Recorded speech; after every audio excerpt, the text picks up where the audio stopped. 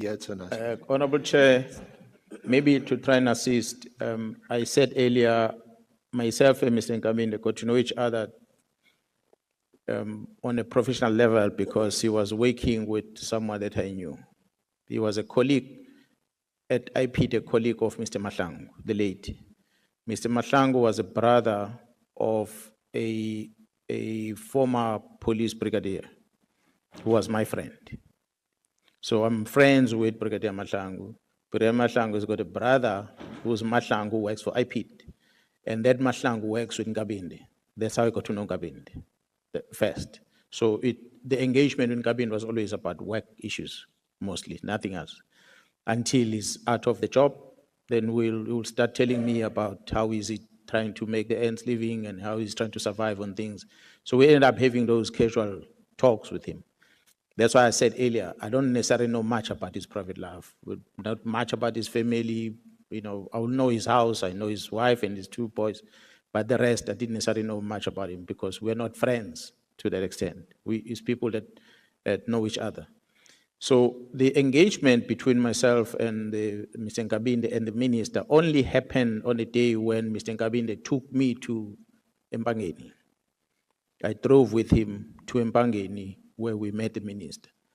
And it was just to show that he knows the minister and there was nothing else more that was discussed. There was no promise of a job, there was nothing else. That's why I said earlier, I cannot remember at the time whether the minister was at public service or was at water or what, but I like to believe perhaps he was already at water, but because I didn't pay attention, I cannot tell you exactly definitely the day when we visited which department he was working for, but I knew that he was a minister at the time. So therefore there was no telephone calls between us in relation to his appointment. So his appointment as a chief of staff, I said at the time he was working for IPIT, he left IPIT, he was unemployed. Up until the Minister of Police, Mr. Senzo Mchunu, was appointed as a Minister of Police. That is when he invited Nkabinde to come and join him to work with him as a chief of staff.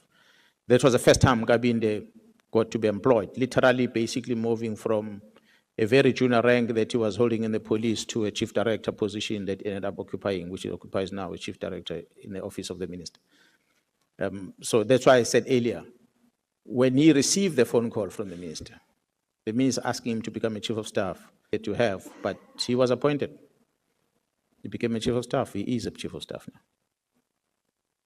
I hope I've covered that part. Honorable Nomvalo, are you fine? Okay. Honorable Sangun. Thank you very much, Honorable Chairperson. I think I've got 2 questions for clarity, although one might be procedural. The first one, I know that the evidence leader did ask the general why he went to see the minister, and I think the general said they wanted to meet. That's where I need clarity, because I'm interested to know whether it's normal procedure that a provincial commissioner is just introduced to ministers, or was there any other reason? And then secondly, when the general then went to see the minister, was the general aware at the time that the minister was a person of interest? Because he would have had, he would be privy to this information that is coming out. Then, Chairperson, my last question is just about procedure. I'm looking for clarity on procedure. The general in his testimony did indicate that there are questions that are being raised that don't cover the statement. Now, we've said as this ad hoc committee that we're not going to try and push anything under the carpet, but I'm worried where we are going to constantly be encountering testimony that is not in the statement. Now, will we be getting a supplementary statement, for example, on those issues so that when we engage them, we would at least have them on the record? Thank you, Honorable Chairperson. Senior Counsel. Chair, on the last aspect, or do you first want to deal with the first part of your question? Yeah, if you can please sorry, get closer to the microphone. did discuss, and I touched on it in our opening statement this morning, and we raised it with General Mkwanazi in our consultation last when we recognized him ahead of yesterday, that I will from time to time ask him about matters or issues or questions that doesn't arise from his statement, for the reason that, again, this procedure or process is different from Nhlanhla. General Mkwanazi is going to appear here today, and tomorrow honourable members will ask him questions, and then he will leave. Whereas at Nhlanhla, he has given evidence there extensively. He will have to go back to the commission to be cross-examined by those implicated by him in his evidence there. And also those implicated by him will get an opportunity to give their evidence to the commission and also be cross-examined, presumably by the evidence leaders. We here, before this committee, we don't have that luxury. I have put to General Mkwanazi, and certainly he indicated to us that he doesn't have a problem with it, that we will also put to him, in fairness, the versions of other persons who are implicated by him in his evidence for him to respond, which is not necessarily in his statement, Honourable Chair.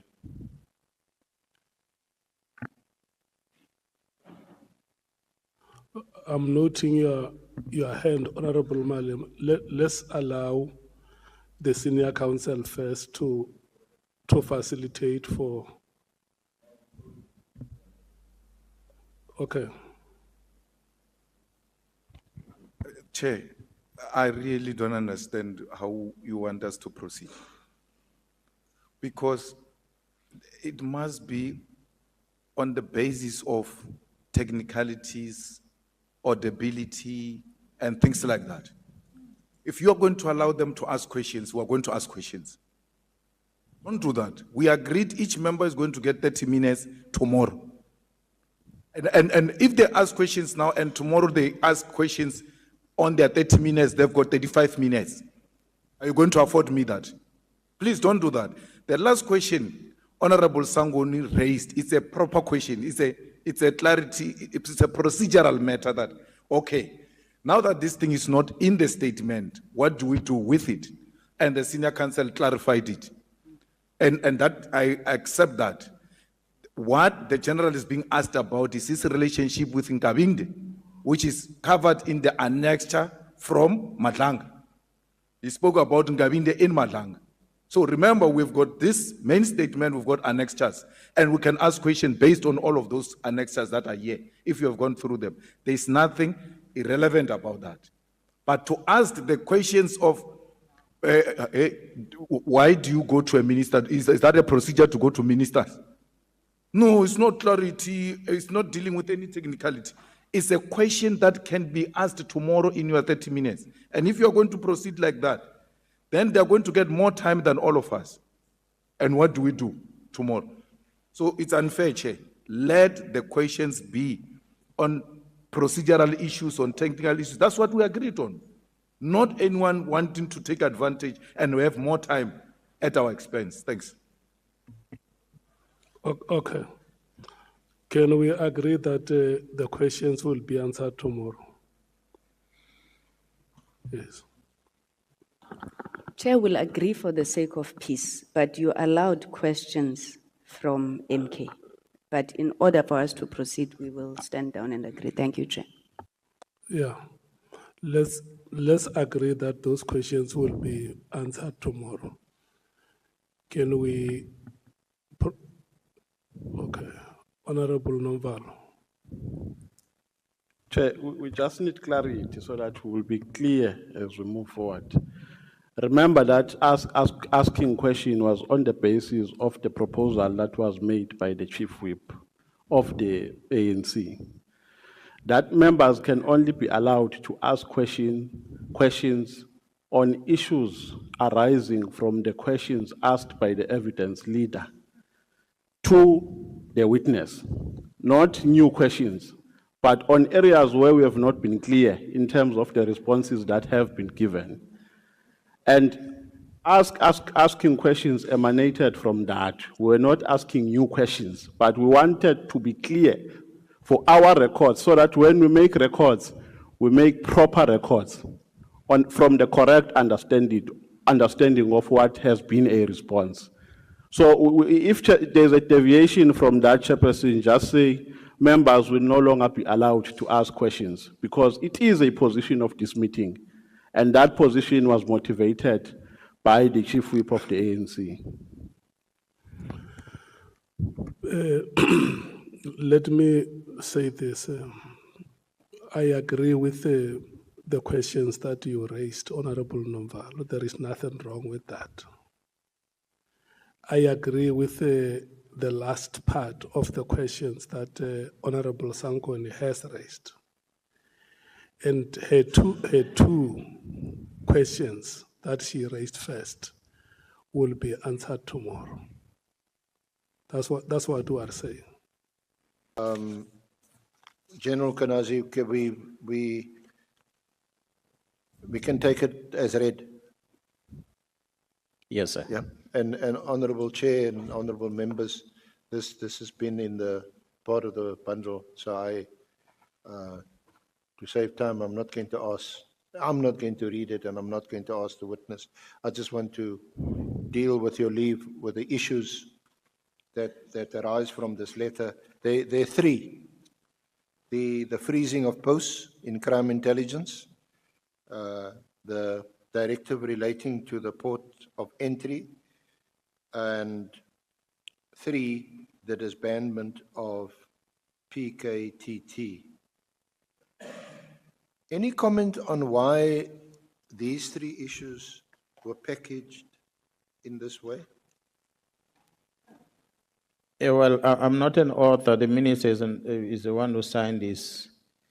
If I were to express my feeling about it, it was just strange that such strategic and very critical issues of the organization, never mind the fact that they're operational, but they are very critical, that a minister felt that it is important to send this communication in the form of a letter in this fashion, literally 2 days after the National Commissioner started his leave. And exactly almost 3 or 4 days after he parted ways with the National Commissioner, where he was with him in person in the funeral, and he never spoke about these things. So for such serious things to just be at that time of the year, be written like this, it makes one to ask questions as to why. I guess is that why question that led us here today? Yes. Yep.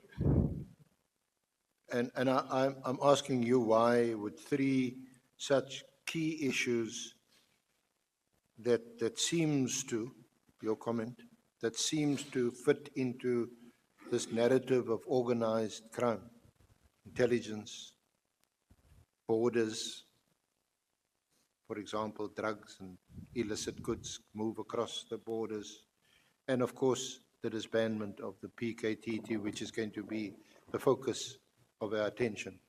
But just your comment, did this also raise suspicions on your part? Yeah, when I saw it, immediately I said, but this is very strange. I just don't understand. I'm with the minister on a Saturday, together with the National Commissioner, and we part ways, and they all say happy New Year to all of them. And on the second, then the letter comes through, and it's a letter that talks about decisions that have got serious consequences in the organization. Stop filling vacancies now. When did it become so urgent that you couldn't talk to the accounting officer when you were with him a few days back? Now, of course, when we started asking questions, because these, at the time, one did not know why these specific 3 areas. But as the time progresses, then we got to understand why. And it is that understanding of the why that ended up leading us into try and intervene in the manner that we did. Okay. Now, you deal with it, Honorable Chair. Is it correct that the minister had not received a single briefing from those in charge of the PKTT prior to the 31st of December, and in particular yourself and Lieutenant General Kumalo? Yeah, well, I know now after engaging both General Kumalo and the National Commissioner that they didn't brief him, but from my side, I knew that I had not briefed him to date. And between July 2024, when Minister Mkhunu was appointed by the President as Minister of Police, and 31 December 2024, there hadn't been any of this interministerial committee meetings that you had earlier described and referred to? No, definitely, there were no such meetings. You also saw the minister on the 28th of December 2024. What was that occasion? And at that occasion was is that I had already met the minister, and I wouldn't want the executive authority to do things that is against the law. And so I have a responsibility to bring to his attention. But at the time, I felt it is important to use a shortcut that because I got to meet the minister before he became the Minister of Police through Mr. Nkabinde. I know Mr. Nkabinde is the office of the minister. He had asked me what Chiefs of Staff does. So upon seeing this letter, he was the first person I called, because I believe that there cannot be any document going to the minister for signature without his knowledge. So I called him and said, Nkabinde, the minister signed a letter that says the following. Are you aware of this letter? And his response was, yes, I am aware of that letter. But according to him, the letter was going back and forth by whoever between the minister, whoever was drafting the letter and the minister. That made me believe that the minister is not the author. Someone else prepared this letter for the minister, and the minister signed it. Because Nkabinde's response to me was, after the letter was signed, after it going back and forth, then he was pressured to make sure this letter is delivered at the office of the National Commission on the 31st. So, and hence the letter was delivered. So this was from his words that made me believe that there's someone somewhere who influences the minister to do this. I think they will give in the minister wrong advice. I wanted to correct that. That's why I felt it's important for me to plead with Mr. Nkabinde that, can you, Mr. Nkabinde, if you are coming down to KZN, you must arrange a meeting between myself, you, and the minister so we can sit down and talk about the implications of this. Because if the minister will have a letter like this that says you are disestablishing a team, there's consequences that's going to come as a result. And one of the consequences is that the minister might be seen to be defeating the ends of justice, because we're literally saying that the investigations that are currently underway must stop immediately. And that is going to have serious consequences of the minister. So I wouldn't want the minister to get to this, because I saw a risk that the minister is going to be held liable for this decision. So I wanted to address it with the minister and give him advice, using Nkabinde as a person that I know is close to the minister, and I got to see the minister for the first time through him. But unfortunately, it did not happen. So just to summarize, is it Nkabinde who told you that the minister was in fact not the author of this letter? Is it Nkabinde who told you that there was seemingly an exchange of drafts going back and forth before the letter was finalized? Is involvement, whether it's one or more persons, we don't know, and also that made you conclude that this is not the minister's handwork, it's a third party involved. Yeah, well, it was his words when he said this letter's been going back and forth, but he did not say who is the author. When he said it's been going back and forth, being corrected, and after that, he was pressured to make sure the letter is submitted. From there, I concluded that someone else was behind this letter. And Gabinde had to facilitate it to send it to the minister for signature. Sorry, Honorable Chair, may my colleague be excused? We've got a 6 o'clock scheduled with... Yeah, no, I have sanctioned that, Senior Counsel. Yeah. Honorable members, Maria has to leave us because they have to conclude engagements with General Sibia. Thank you so much, Senior Counsel. You can proceed. Thank you, very Chair, and honourable members for the indulgence.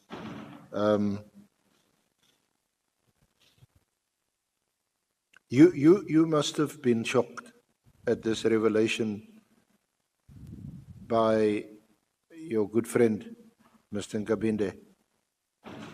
Given the importance of these matters, all three matters, border control, crime intelligence is huge.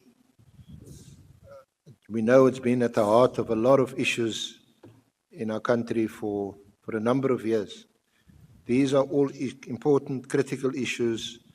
Now you hear there's been a back and forth. The minister may not have drafted the letter himself. You suspect third-party involvement. Yeah, no, it was indeed a concern, but I must say, Honorable Chair and members, on the day when I became aware of this, I couldn't blame Gabinde on anything, because to me, he was honest to tell me that the letter was going back and forth, being corrected, and he was pressured to make sure that it's delivered at the Office of the National Commissioner. So I like to believe that, giving him a benefit of doubt, that on the day when this letter was drafted, and subsequent to it being forwarded to the Office of the National Commissioner, he perhaps had no role to play with regard to the content of the letter, except to do the administration processes of it. The problem then came on the following day.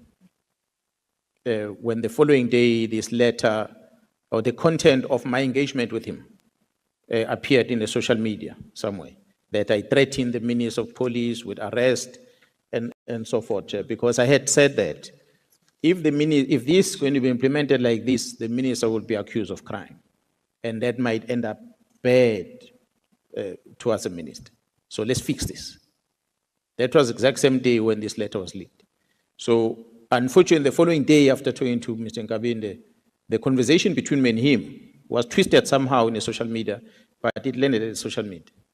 So then we had a conversation the following day where he said to me, he believes his phone was somehow been tapped by someone was listening to our conversation and so forth.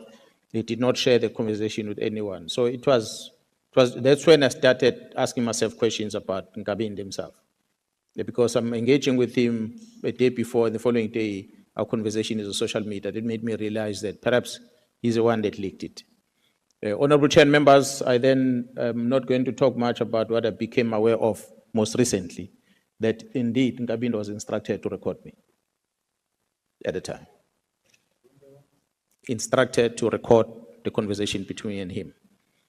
So it means when I was talking to him, I was recording, and he would have shared that recording to someone. That's why that recording ended up in the social media the following day. But so it was no mistake. Can we just clarify this? You don't have copies of what was on social media? No, I don't have it with me, but I can try and trace it. But there were a lot of, at the time, there were a lot of communication that was out there on the social media. But I can try and see if I can research. But I don't have anything with me here. Yeah, because what I think we would also like to know is whether what appeared on social media, is it actually exactly the same as what was recorded in your conversation with him allegedly? I can tell you, not all of it, but by and large, the conversation between me and him was there in the social media communication.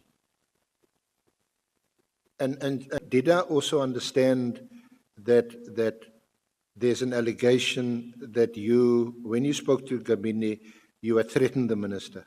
I was warning Kabinde that if this letter, with its content the way it is not withdrawn, and the work of the police in terms of investigation come to a halt as is directed by this letter, this is going to have consequences towards the minister.